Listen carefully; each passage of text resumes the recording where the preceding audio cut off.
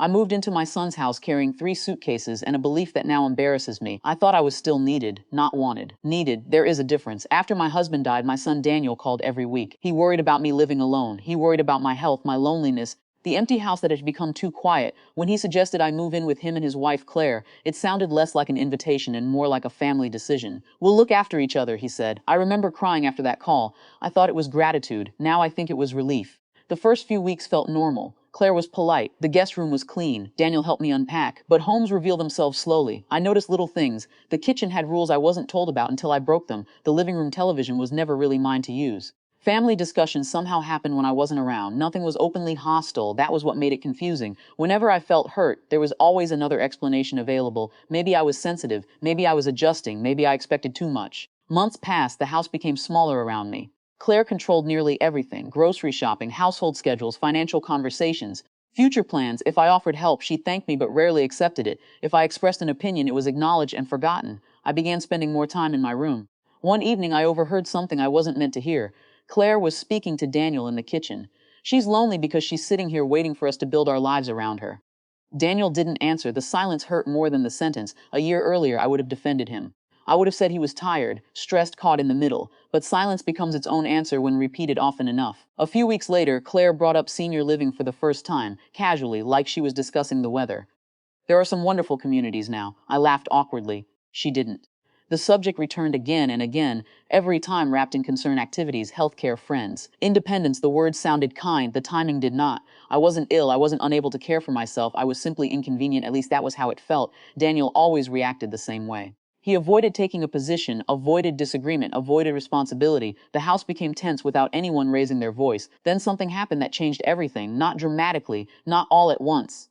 I received a call from a lawyer. At first I assumed it was a mistake. Years earlier, my husband and I had placed our home and several investments into a family trust. We had done it after retirement and hadn't thought much about it since. The attorney explained that paperwork had recently been requested regarding future management of those assets by family members, including discussions about long-term residential planning. For me, I sat quietly while he spoke. The room felt colder with every sentence. No decisions had been finalized, nothing illegal had happened.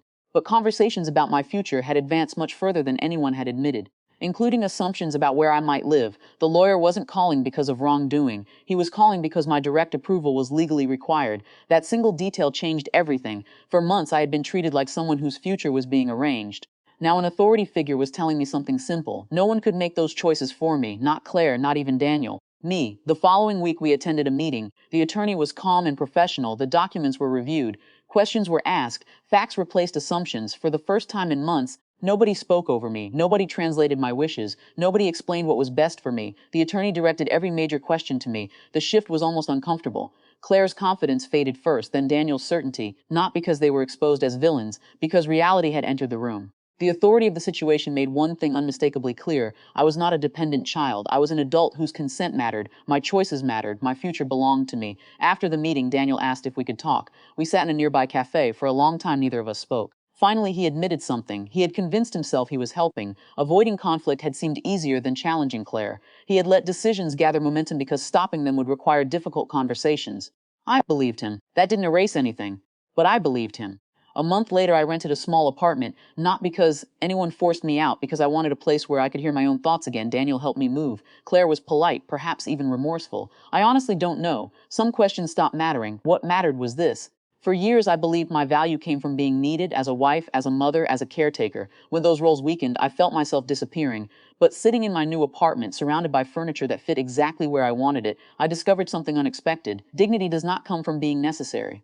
It comes from being allowed to choose. My relationship with Daniel survived, changed but survived. Trust rebuilt itself slowly, like a broken bone, not perfectly, just enough. And sometimes, late at night, I still think about that house, not with anger, not even with sadness, only with clarity. The hardest part was never being pushed towards senior living. The hardest part was realizing that the family I sacrificed everything for had started making plans for my future before asking what future I wanted.